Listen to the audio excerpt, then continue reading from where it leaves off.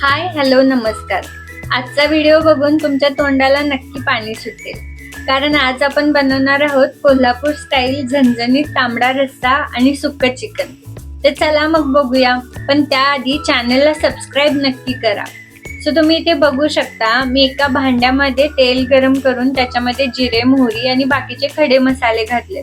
आता खड्या मसाल्यांमध्ये मी लवंग, काळी मिरी, दालचिनी आणि तमालपत्र घातले।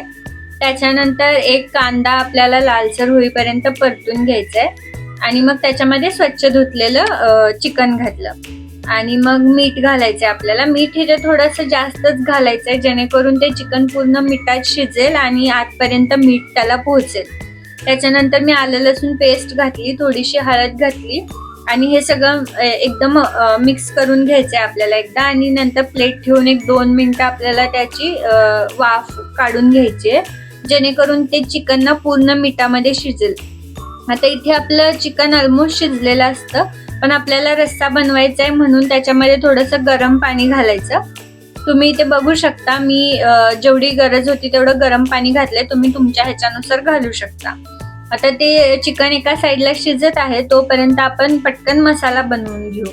तर मसाल्यासाठी एक कढई गरम करून त्याच्यामध्ये मी तीळ भाजून घेते। तीळ चांगले आपल्याला तडतडूपर्यंत भाजून घ्यायचे आणि थोडंसं खोबरं सुद्धा एक तेलाचा थेंब टाकून तुम्ही भाजून घेऊ शकता, पण ते एकदम असं थोडंसं लालसर होईपर्यंत आपल्याला भाजून घ्यायचे। इथे बघू शकता तुम्ही। तर आता इथे आपलं खोबरं आणि तीळ तयार आहे। आता एका मिक्सरच्या भांड्यामध्ये तीळ, थोडेसे जिरे, त्याच्यानंतर खोबरं आणि आपल्याला आलं, लसूण आणि कोथिंबीर घालून हे वाटण वाटून घ्यायचे।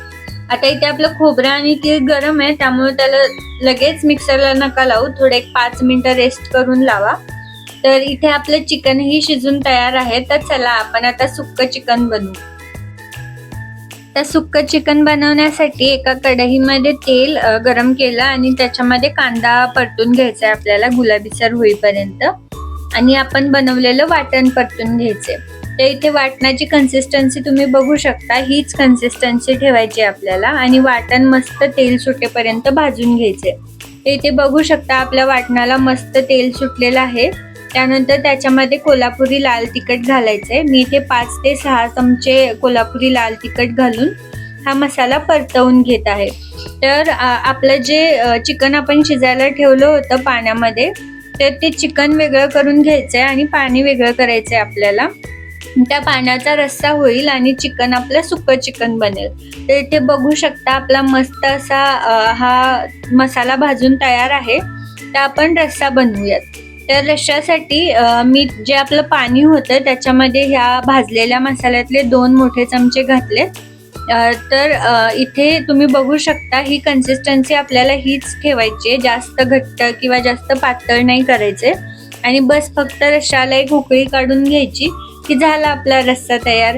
तुम्ही बघू शकता इथे मस्त तर्री आली आहे आणि किती छान दिसतोय आपला रस्सा। वरून फक्त कोथिंबीर घालायची गार्निशिंगसाठी की झालं तयार। त्याच्यानंतर आपण सुक्क चिकन बनवू। त्या सुक्या चिकनसाठी मी जो मसाला भाजलेला होता त्याच्यामध्येच 1 चमचा रस्सा घातलाय, जेणेकरून थोडंसं ते लिक्विडी होईल आणि त्याच्यामध्ये मग आपल्याला चिकन परतून घ्यायचं। मला चिकन अजून थोडंसं ड्राय वाटत आहे, म्हणून मी त्याच्यामध्ये परत थोडासा रस्सा घातला आणि थोडंसं वाफ लावून घेतली। तर झालं आपलं चिकन तयार। व्हिडिओ आवडला असेल तर नक्की लाईक करा।